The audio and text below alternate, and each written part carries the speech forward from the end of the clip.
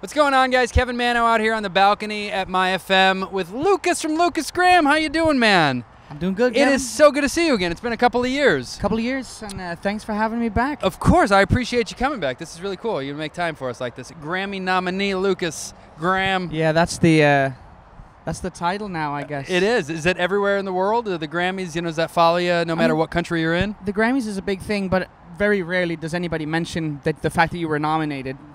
That's why I need to win one, so that people are like, oh, you won a Grammy. It's got to happen. How has, you're so young, you put out the album and huge success, I know, everywhere in the world, honestly. How does that change you moving forward? A couple years later now, has it affected your life? I'd say the only change it's brought is really like the whole, we stopped taking it so seriously. Oh, okay. Which I think is a good thing. Because once you start taking yourself too seriously, it's really hard to create art. It's hard to be creative. Is it hard to tap into who you were though? You know what I mean? Does it kind of get lost in some of the fame, I guess? I guess sometimes, but that's mostly when you're touring and when you're promoing and when you are living the so-called high life. But I get downtime, I get to go back where I'm from, where I still live, and hang out with my boys and see my family. And it still feels normal?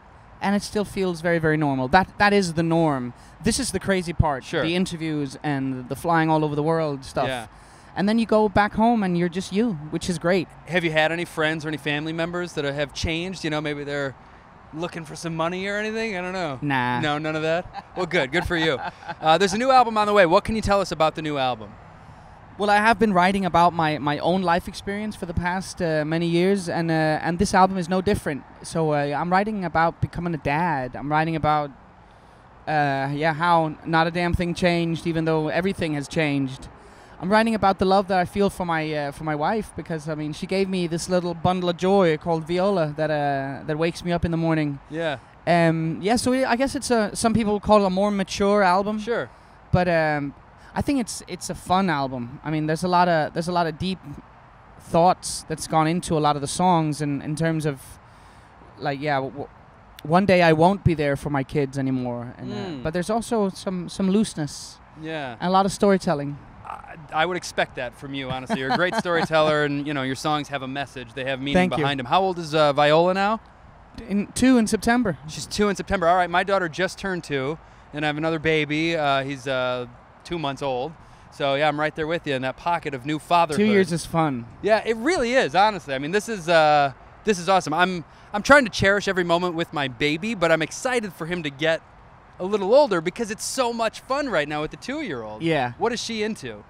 She's into everything, like climbing and swinging, and mostly, if it's not destroying things or being outside, she's really into books, which is really nice. Oh, good. Same with me. My daughter loves books. She never really touches TV or tablets or anything like that, and she loves books. She's always got a book in her hand.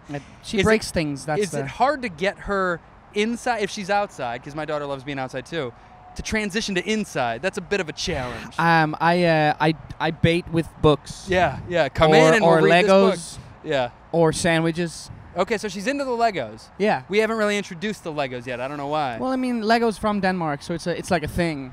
Oh, okay. Oh, let's build something. I don't think I knew that. Is there a big Lego factory over there or something? Is that like that? I don't actually know if there's a factory. I know the company headquarters is still there. Okay. And what TV shows? Maybe you guys have different ones over there, but my daughter loves Sesame Street. She loves Elmo.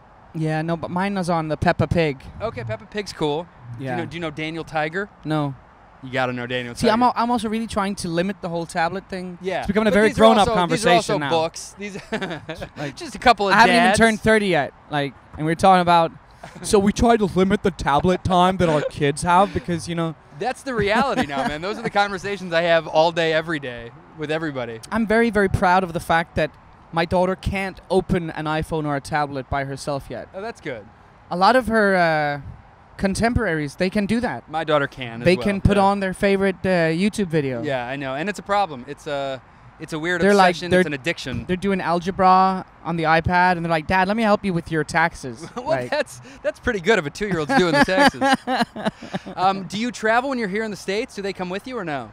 Right now, they're not. I've had them with me over here first for when she was 5 weeks old. They came with me on an American tour, and they were here for the Grammys. Cool. When we were here in the autumn of last year and in the late winter, spring of 2018, I had them with me as well. Yeah. Staying in a house in LA, and she went to American daycare, which so she speaks a lot of English, which I'm really Nice. happy about. So I try to bring them as much as I can. They say to introduce, if you're going to teach a second language at that young of an age, because they're just little sponges and they pick it up.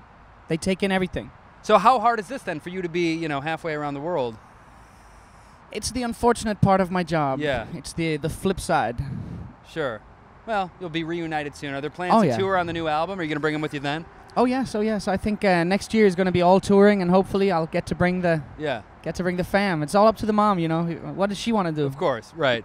And I know I haven't even heard it yet, but the new single "Love Yourself" is it "Love Yourself" or "Love Myself"? It's "Love Someone." Oh, "Love Someone." Love it's neither Yourself. Of That's the the Justin Bieber single. You're you're right. thinking of. Yeah, don't call it that.